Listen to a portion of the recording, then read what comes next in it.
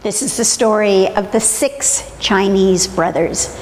Now, this is a traditional tale, and there are many versions of it. You may hear it again with just 3 brothers, or with 4, or as many as 7. Doesn't matter. But there is one particularly wonderful thing about this version, and that is that there is an actual historical personage as one of the characters. The first emperor of China, who was responsible for building the Great Wall, and who was known far and wide as a man who knew what he wanted and had a will of iron. Now, these 6 brothers lived on a hillside in a small farm, rather like that. And they worked hard, they were happy together. There was something extraordinary about that family, however. They all seemed to talk alike. They all seemed to walk alike. And if you did not happen to see all of them together, you might mistake one of them for the other. They looked so much alike. They were all able to cover vast miles with one stride. They could take one step and cover 100 miles. But they also, each of them, had a very particular power that belonged only to them. Now, the first brother, he had amazing ears. When he opened them up, he could hear from 100 miles away a fly sneezing on the Great Wall of China. Second brother had far-seeing eyes, and he could see that very same fly. Third brother, he was a man of strength. He could move obstacles out of his way like a boulder or even a mountain. He could move them in one fell swoop and then place them right back where they had come from. He also had bones that were made of iron. They could not break. They could not buckle. They could not even bend. And fourth brother had amazing legs which would stretch and stretch. They would stretch until they were as round as great tree trunks. They would stretch until they were as tall as the highest tree in the forest.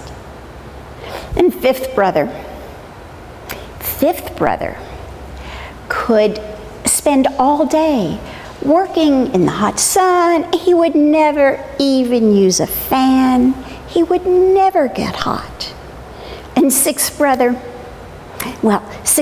was the baby, and they really tried to keep him happy, partly because he was the baby, but also because his great strength was his tears. If he were to start crying, each tear would be as warm and salty as the ocean and large enough to drown out an entire village. Now, the brothers worked hard on their farm. They lived happily together. They kept sixth brother happy all the time until one day, first brother opened up his ears and said, "Aye! There is such wailing and shrieking coming at me from the Great Wall of China. Second brother, what do you see?" And second brother looked. "Oh," he said, "I see that there is a great hole in the Great Wall of China." And the first emperor makes the workers work on filling it, work on it day and night. He will not let them sleep or even eat until that huge hole is filled. Oh, sixth brother began to cry at the idea of so many hungry people. But third brother said, no, wait. I will go to the Great Wall. I am strong. I can help them. And in one stride, less than no time, he was at the Great Wall and bent down to that hole and began juggling those boulders around as if they were feathers. And by the end of that afternoon, the entire hole was filled. And then he curled up right there and took a nap.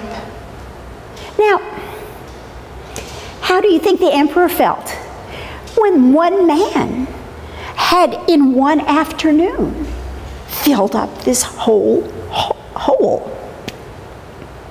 Well, you might think he would have been happy, but no, not the first emperor.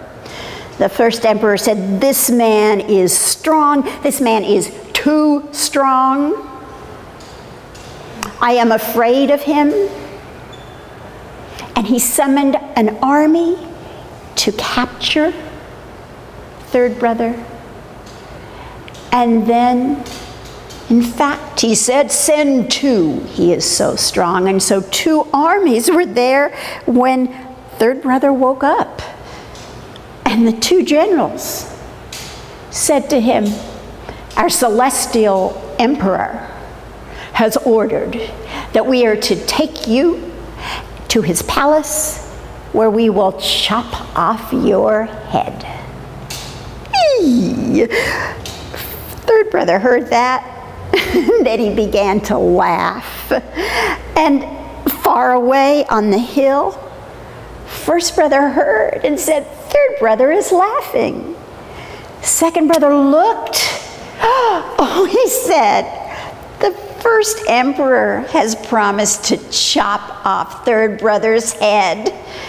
And they all laughed because they all knew that third brother's bones were made of iron.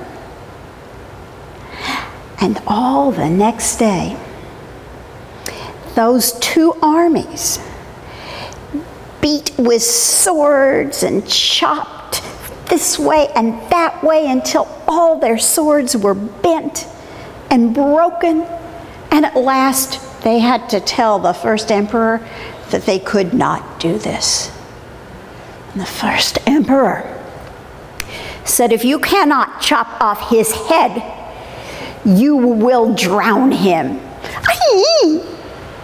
Third brother heard that, and he knew the bones of iron could not bend or buckle or break, but they could be drowned.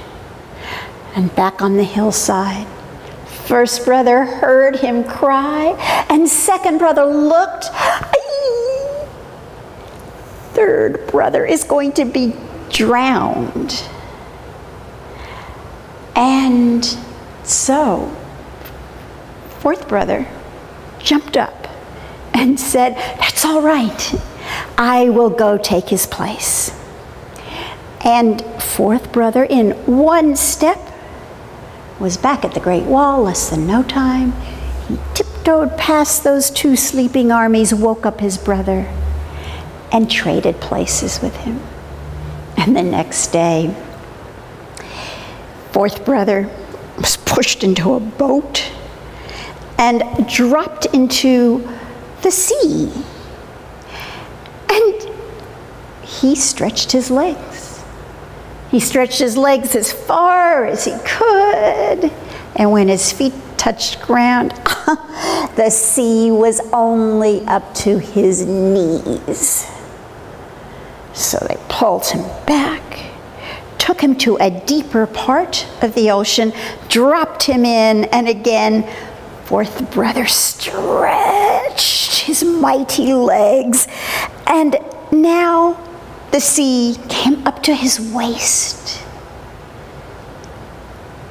And so they pulled him back into the boat, and threw him into the very deepest part of the sea. And now his legs stretched and stretched and stretched as they never had before, but when they touched the bottom of the sea, the top waves were just lapping under his chin. And what could the army do? They pulled him back. They took him to the first emperor. They said, "We cannot drown him." "I want this man killed," said the emperor. "If you cannot drown him, we will burn him alive." And fourth brother heard that and gave a cry, and first brother heard it, and second brother looked and said, "They're going to burn fourth brother to death." I will go in his place," said fifth brother, and he took one step to the Great Wall and again changed places with fourth brother and sent him home. And the next day, those armies were out all morning, gathering brushwood and driftwood and bundles of dried grass, and they took those and a few whole trees and made the largest bonfire China had ever seen. You could see its smoke from one end of the country to the other. And then they put fifth brother inside. But after all those flames had raged and died down again, there was fifth brother, yawning and stretching and thinking what a good nap he'd had in the emperor's own fire. But the emperor was not pleased. "We cannot drown him, we cannot burn him, we cannot behead him. Call my royal archers. Tomorrow they will come, they will surround him, they will all shoot arrows into him." Aye! Fifth brother would not survive if they shot arrows in him. And back on the hill, first brother heard him shriek, and second brother looked and said, "Oh, now the emperor is going to have his archers fill him full of arrows." And what was there to do? In fact, not one of those brothers had the right kind of strength to stand up to arrows. And at last, first brother said, "The only thing we can do is go to the Great Wall and stand beside fifth brother, and that way we shall all die at the same time." And so they gathered their things together and they set off down the mountain. But poor sixth brother, he was so upset at what was to come that a great tear welled up in his right eye and then one in his left, and he began to sob. And those tears were warm and salty as the ocean, and they merged together into a great river that went in front of the brothers as they went down the hill. And when the first tear reached the first army, it was swept away to the north. And then the second tear swept away the second army to the south. And the rest of the tears in this huge wave broke over the Great Wall and swept everything off their feet, the animals, the men, the cooks, off their feet, and first emperor was turned topsy-turvy and swept away, so far away that they say he has never been seen again. And then the tears went sweeping out towards the South China Sea, and as they hit it, they bounced back again. And now, fifth brother was free, and he walked as fast as he could towards the hill where he would find his brothers, and they were walking down the hill, and there they were. And fifth brother looked around, and he said, "Oh, fish!" And indeed there were fish flipping and flapping all over that hillside, all swept in by that great wave of tears. And third brother said, "Wood," and he chopped down a whole forest and laid it out, and then with his strong iron thumb and finger, snapped them together, and there was a spark that lit the fire, and those brothers had the best fried fish dinner you can imagine. And then they all curled up and took a nap because it had been a very hard week.